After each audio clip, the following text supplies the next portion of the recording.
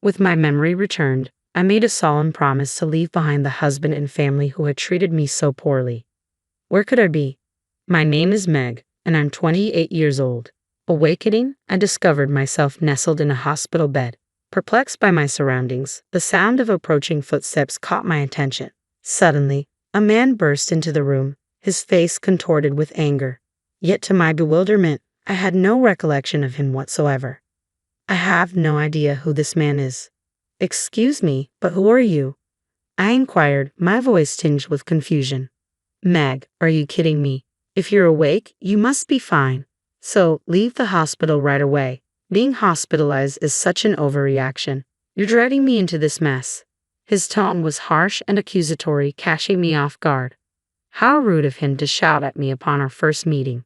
As his voice echoed through the room, a nurse and a security guard rushed in, swiftly removing him from the scene. I remained frozen in shock, grappling with the abruptness of the encounter.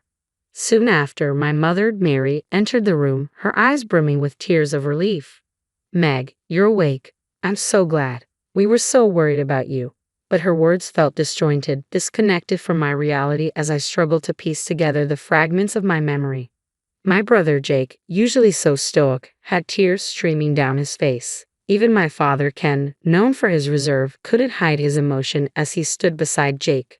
According to their account, I was discovered collapsed in front of our house. I had suffered a concussion and a deep cut on my head requiring stitches, injuries of which I had no memory. Apparently, a neighbor had witnessed my fall and called for medical help due to the significant bleeding. That's what Mom told me. Mom, who was that confrontational man earlier? I asked, puzzled. Confrontational man? Now it was my family's turn to be confused. After a conversation with the nurse and security guard who had escorted the man out, it became apparent that the aggressive individual was supposed to be my husband. Wait, I'm married. I have absolutely no memory of that, I exclaimed, stunned by the revelation. Meg, are you serious? My brother's concerned gaze bored into mine. Why did you collapse in front of that house? And that guy earlier, he was yelling at you to leave the hospital right away. Do you have amnesia? My mother muttered, her worry evident as she quickly reached for the nurse call button. After explaining the situation to the nurse, I underwent a battery of medical tests. With too many procedures to complete in a single day, and results not immediately available, I found myself inundated with visitors as I waited. My coworkers arrived bearing my favorite snacks, flowers, fruit, and other thoughtful gifts to aid in my recovery. Some even brought personalized tokens of affection. Friends streamed in one after another, their concern palpable as they came to check on me. Amidst the influx of well-wishers, amidst the love and support pouring in, there emerged a discordant note. Shockingly, it came from my own husband, Kevin, and his parents. How long do you plan to stay in the hospital? Do you have any idea how much this is costing us? Who do you think is footing the bill? You need to get out of here as soon as possible. You're being lazy. Get back to work immediately.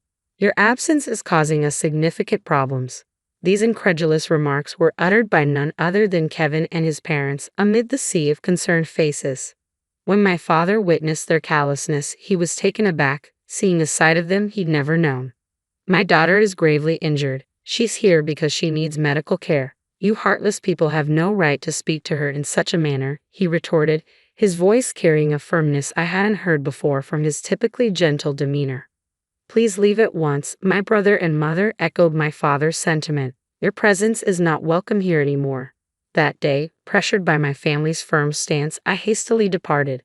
Yet despite my swift exit, my husband and in-laws persisted, bombarding the hospital staff with complaints and demands for my discharge.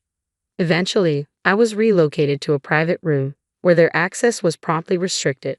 Remarkably, the hospital granted me the privilege of staying in the private room at the cost of a shared one, a stroke of luck amidst the chaos. As test results trickled in, revealing a significant loss of memory, the surreal nature of my situation dawned upon me. How could such a thing happen in the realm of reality? Initially suspected to be a result of traumatic injury, the absence of brain bleeding despite my head striking the concrete road raised doubts about the diagnosis. The diagnosis unveiled a psychological condition triggered by the impact to my head, plunging me into a bewildering state. I grappled with the incomprehensible reality unfolding before me, unable to even recall the visage of my purported husband, let alone fathom our marital bond. It appeared I had been wedded and cohabiting with my in-laws. Kevin, my supposed spouse at 35 years old, toiled at my in-laws' establishment while I served as a secretary elsewhere, a semblance of normalcy amidst the turmoil. However, normalcy quickly unraveled as I learned of the suffocating grip under which my actions were ensnared by Kevin and his family. They seized control of my earnings, converting my labor into their gains, casting a shadow over what should have been wedded bliss. My salary vanished almost as swiftly as it appeared, leaving me bereft of financial autonomy. Amidst the fiscal suffocation, I found myself shackled to the endless demands of household chores, a burden unjustly heaped upon me as Kevin shirked his responsibilities, citing archaic gender norms as justification. His actions painted a stark portrait of marital oppression, a narrative where blame and verbal barbs were hurled at me relentlessly, branding me as useless and slow-witted for every perceived misstep. Under the suffocating weight of marital expectations, I endured incessant haranguing from my in-laws who incessantly badgered me about household chores, work, and the inability to conceive. Even the simple act of enjoying a proper meal became a distant luxury within the confines of that house. Amidst this oppressive atmosphere, it became evident that my exhaustion was mounting. While Kevin chauffeured me to and from work, his motives were far from altruistic. Rather, it was a calculated effort to ensure my compliance, to prevent any deviation that might incur unnecessary expenses. It was my coworker and confidant, Betty, who pieced together the fragments of my married life, recounting conversations where I had confided in her about the trials endured with Kevin and my in-laws. As Betty recounted the details, memories slowly began to resurface, revealing the events leading up to the day of my injury. On that particular day, as was becoming customary, Kevin's voice pierced through the confined space of the car as we made our way home from an errand. "You took forever at the store, and now we're going to be late for our appointment. What's your excuse this time, you slowpoke?" "It wasn't just my shopping. I was searching for an item your mom requested. If you had bothered to assist me, we would have finished much sooner," I retorted, my frustration simmering beneath the surface. "Stop with the excuses. It's the same thing every time. Every outing with you ends in frustration. I shouldn't have even bothered to come along." My husband's tirade continued relentlessly, echoing through the confines of the car. For nearly an hour, he didn't let up, his anger mounting with each passing moment. Upon arriving home, his ire still ablaze, he spat out hurtful words, urging me to hurry out of the car with a final insult before forcefully pushing me from the driver's seat, causing me to tumble onto the unforgiving concrete below. Even as I lay there, wounded and vulnerable, he didn't cease his verbal assault. Ignoring my plight, he drove away, leaving me stranded and injured. It was a vigilant neighbor who stumbled upon my motionless form, bleeding from a head wound, prompting the call for an ambulance. Recalling this harrowing incident, I contacted the authorities, determined to seek justice for the pain I had endured. Subsequent investigations, supported by security camera footage, validated the truth of my memories. Anger coursed through me as I grappled with the cruelty I had endured. Why had I been subjected to such treatment? I vowed silently that he would face the consequences for his actions. Yet even as I harbored this resolve, the reality of my marriage to Kevin remained hazy and distant, as if belonging to another life entirely. My weary body, coupled with the revelations of my medical condition, served as stark reminders of the ordeal I had endured, a testament to the grim reality of the married life Betty had described. Upon my discharge from the hospital, I made the decision to eschew returning to Kevin's household, instead opting to seek solace in the familiar embrace of my parents' home. There, within the sanctuary of my childhood abode, I was enveloped in a cocoon of love and care fit for a princess. "Meg, today we prepared your favorite fried chicken. Indulge yourself, dear, and your father even brought home a cake. Let's savor it together later," my mother would announce with a smile, her culinary prowess transforming each meal into a feast. Meanwhile, my father and brother lavished me with unwavering attention and support. Under the tender ministrations of my family, my body gradually found renewal with each passing day. My workplace, understanding of my plight, encouraged me to take a leave of absence, insisting that I return only once fully restored. In the embrace of my parents' nurturing care, not only did the wounds from my accident begin to heal, but the burdensome weight of fatigue began to lift as well. Remarkably, even my hair and skin, ravaged by the ordeal of hospitalization, regained their former luster. It was a testament to the profound impact of stress. Burdened by the weight of my tumultuous married life, a sudden wave of anxiety gripped my thoughts. Must I return to that house simply because of marriage? The question spilled from my lips, betraying my unease. Don't concern yourself with that, dear. No one will compel our beloved daughter to endure such hardships. You must sever ties and seek a divorce as soon as possible, reassured my mother, her words a balm to my troubled soul. Following a family discussion, it was decided to seek legal counsel from a trusted friend of my father, a lawyer who had known me since childhood and shared a long-standing relationship with my family. Upon learning the details of my plight, the lawyer, much like my family, expressed vehement outrage and resolved to assist in every possible way. With the guidance of this skilled legal advocate, the process of divorce commenced smoothly, offering a glimmer of hope amidst the darkness of my marital ordeal. Meanwhile, within the confines of Kevin's household, simmering resentment filled the air as Kevin and his parents seethed with frustration. When will she return? The smooth operation of the store depends on her. We can't afford to wait any longer, Kevin lamented, his tone tinged with irritation. Echoing his sentiments, his mother-in-law interjected, "She's been discharged from the hospital, hasn't she? There's no reason for her to remain away. Instead of idling, she should focus on providing us with an heir." Adding fuel to the fire, his father-in-law chimed in, "She's become too accustomed to being coddled. Once she returns, we'll need to remind her of her responsibilities." In their desperation, they resorted to incessant calls to my parents' home, each inquiry dripping with urgency. "Is Meg there? Why hasn't she returned yet? Surely she's recovered by now. We have our business to consider, so we implore you to send her back immediately." My brother relayed the relentless demands they had made over the phone. Despite my family's unanimous support for my decision to stay away, I felt compelled to retrieve my belongings from the house. Seeking legal guidance, I enlisted the aid of a lawyer, and my father agreed to accompany me on this endeavor. From the moment I set foot inside, tension hung thick in the air, and the accusatory tirades began anew. "How long do you intend to linger at your parents' home? Why haven't you been answering your phone? Your negligence is appalling. It's high time you return to your duties. There's an overwhelming backlog of chores and responsibilities awaiting your attention." Kevin and my in-laws berated me without restraint. However, their vitriol was swiftly silenced as the lawyer and my father entered the room, their presence commanding a momentary pause in the onslaught of accusations. "Why did you bring a lawyer? What business do they have here?" they demanded, their anger palpable. "Let's take a moment to sit down and talk," the lawyer intervened, her calming presence guiding them towards the living room alongside my father. As they engaged in discussion, I retreated upstairs to my room, my mind swirling with uncertainty. Why had I returned to this oppressive environment?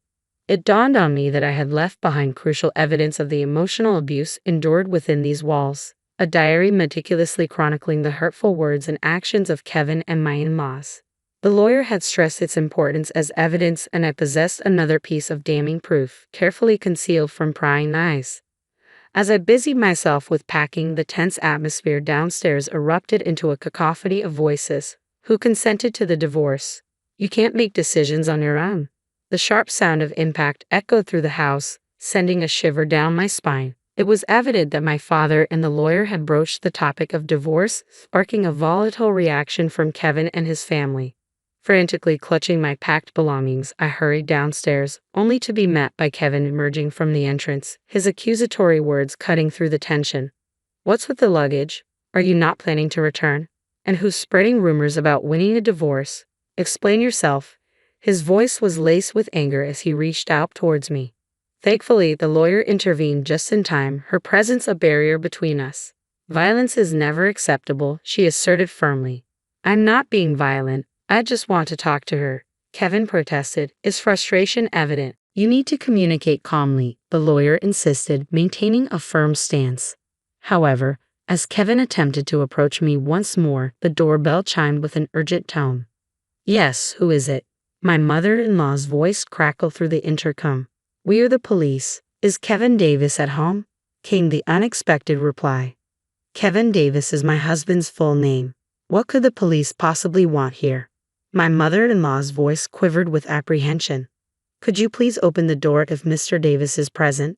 The police persisted. With a sense of urgency, my mother-in-law hastened to the door and swung it open. Excuse us, which one of you is Kevin Davis? The officers inquired. That would be me, my husband responded, his tone tense. Kevin Davis, you were under arrest on suspicion of assault. Please come with us to the station, the police declared, their words hanging heavy in the air.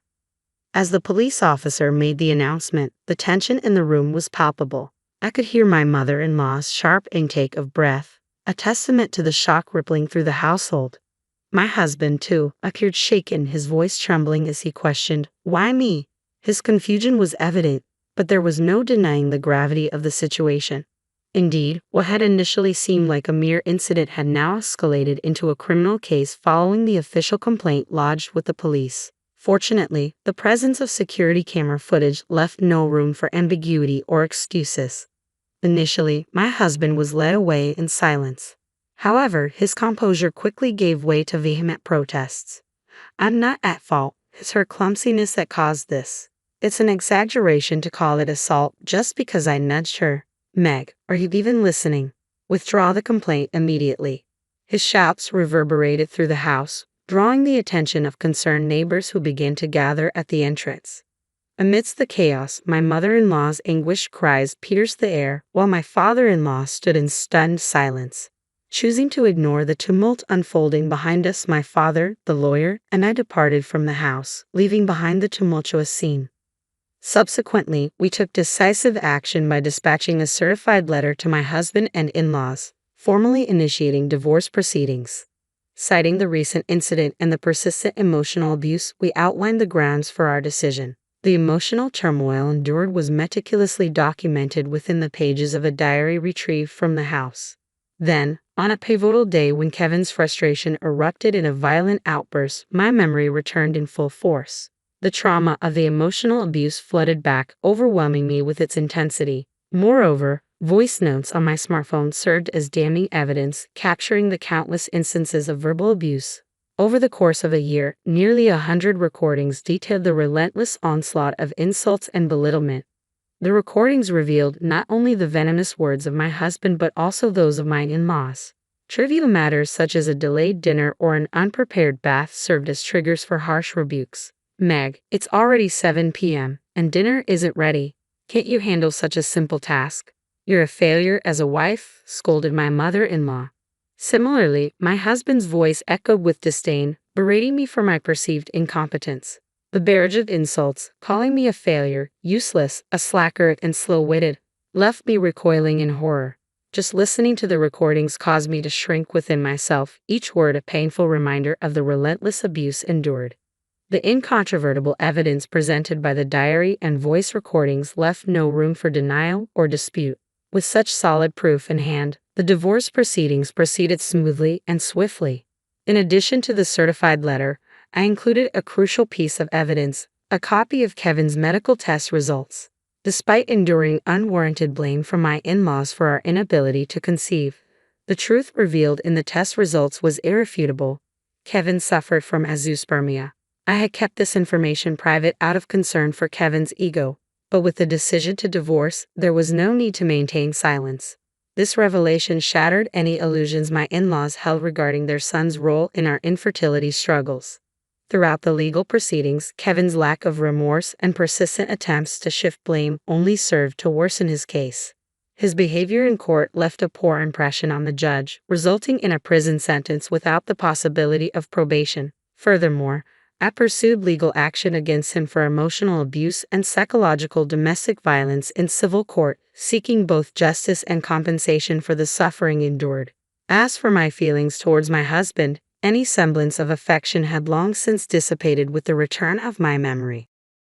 The impending separation brought a sense of relief, knowing that I would no longer have to endure his presence. With Kevin behind bars, I could finally find solace and closure.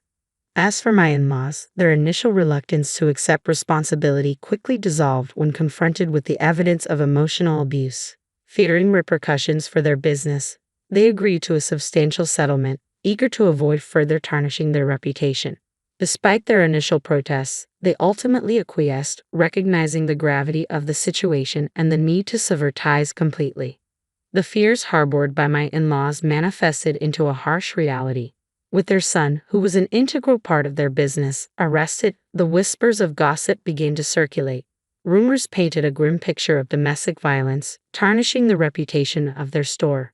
Despite their daughter-in-law's contributions, she was subjected to bullying and exploitation, forced to toil without compensation at their establishment. As the rumors spread like wildfire, the once thriving business began to wither. Customers dwindled, and within a mere 6 months of Kevin's arrest, the store succumbed to bankruptcy. Having leveraged their land for a loan, my in-laws lost not only their business but also their savings, ultimately finding themselves stripped of their assets and relegated to a modest existence in an aged apartment, reliant on welfare to make ends meet. As for their future, once Kevin is released from prison, it is a matter that no longer concerns me. With our ties severed, I am no longer privy to their affairs. Meg, how about dinner tonight? Ronald, my boss and current boyfriend, asks cheerfully as we wrap up work. Come on, Ron, everyone's still around. I laugh, glancing at our colleagues. You two are just too adorable. It's sickeningly sweet, teases one of them. We're not bothered by your jealousy, Ronald retorts playfully, ignoring the banter.